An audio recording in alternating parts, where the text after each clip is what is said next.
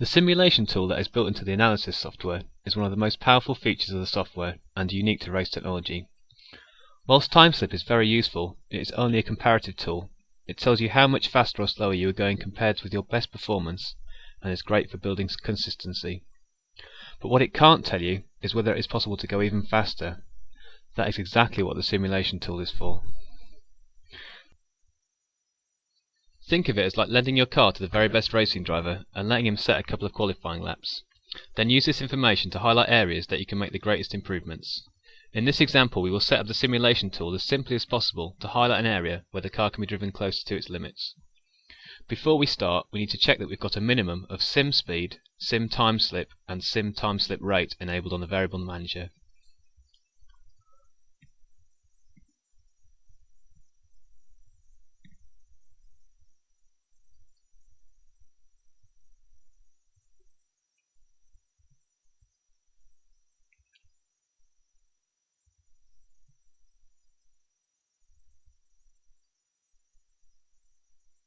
Add a lap marker as normal.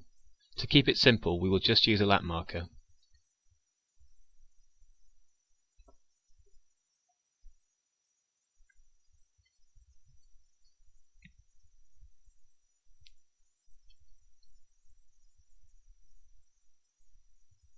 If we look at the lap and sectors table, at the top we can see that under the theoretical and best continuous lap, we have the simulated lap time and sim delta. If the simulation is not set up correctly, these numbers are meaningless. Before using the simulation, it needs to be configured so it knows something about your car. Setting up the car's details for an accurate simulation can be quite time consuming. However, it only needs to be done once, and it can be kept until you make significant changes to the car.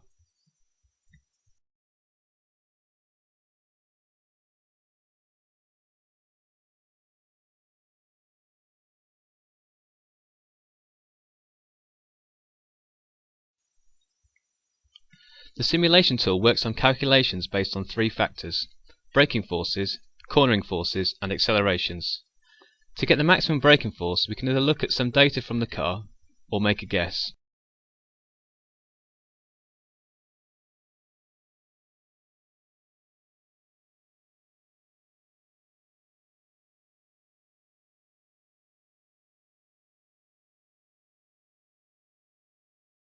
Looking at the data, we can see that the maximum braking force for the lap was close to 1.05 G.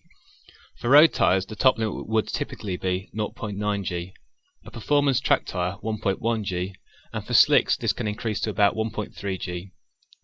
If the car has aerodynamic aids like large splitters or wings, then the grip will be higher than this at speed, as the car is pushed down onto the track. In this scenario, it's best to enter the grip level that is speed dependent. For example, a car that has slicks and large wings, at low speed the grip will be about 1.3 G, but could be up to 2 G at 160 km per hour. The setup for both braking and cornering is identical, and for most applications the same grip will be used for braking and cornering.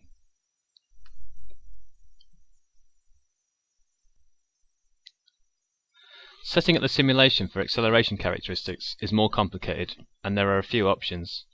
The information entered is used to calculate the acceleration characteristics of the vehicle, either acceleration as a function of speed, a simple power figure for the car, or a power curve. With the power curve it is also possible to input gear ratios, which is a fantastic tool for testing ratio changes to see the effects on the lap times. We will use the simplest, the single power figure.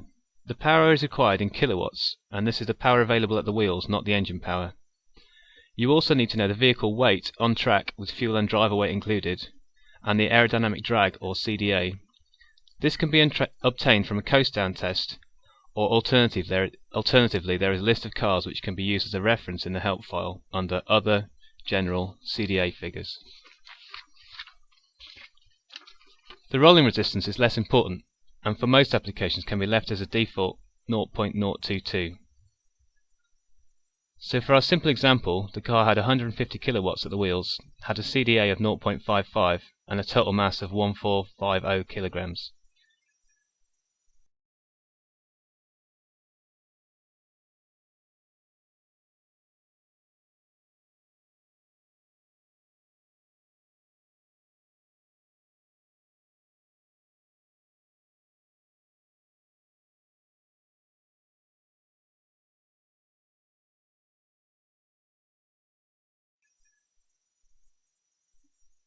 Check in the XY graph that the figures input are realistic by comparing the speeds with the sim speed against distance.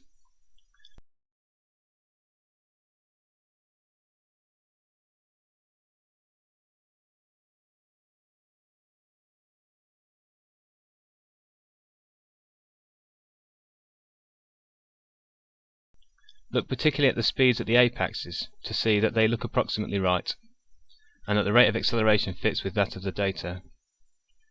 Note that the accuracy of this would increase by adding the power curve, gear ratios, etc., but this simple example is close enough for us to look at the results. The simulation tool is intended to highlight areas for improvement, not simulate absolute lap times to hundredths of a second, and as such it does not take into account gradients, cambers, and weight transfers on the vehicle. So when looking at results, acceleration uphill, off-camber corners, etc. would all be highlighted, so it is important to understand the limitations when looking further at the data.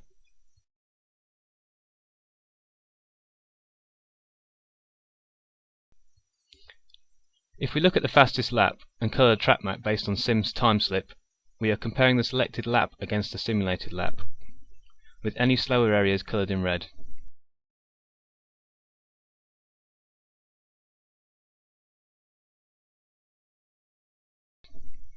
We can see the simulation indicates that there are small improvements being made in most of the braking zones.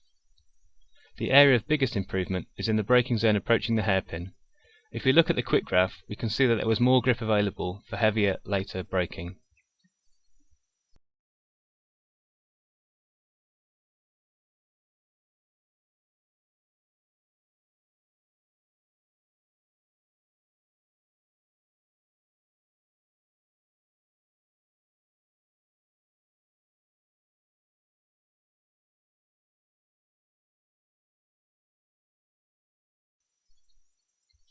If we look at sim time slip rate in the graph, we can see that the biggest spike for time slip and the loss of time is shown here.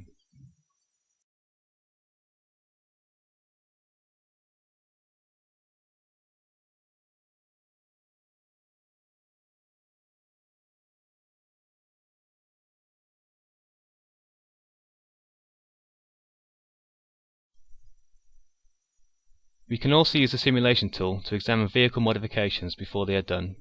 Would money be better spent on slick tyres, engine modifications, aerodynamics, gear ratios?